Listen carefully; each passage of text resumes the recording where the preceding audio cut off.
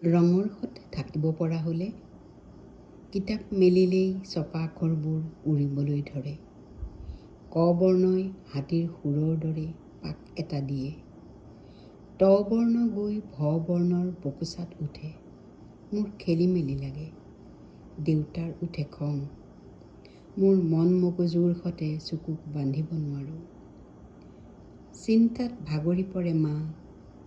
মোৰ কথা কোনোৱে নুবুজে। আখৰবোৰে জখলা বগাই আকাশলৈ হাকুটি লগায়।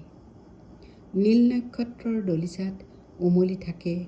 নামি আহিলে মাটিত বাগৰে, ধূলিত লেটি লয় মোৰ হাঁহি উঠে।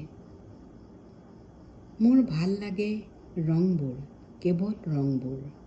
ৰঙৰ পৃথিৱীখন চালে চকু ৰৈ যায়।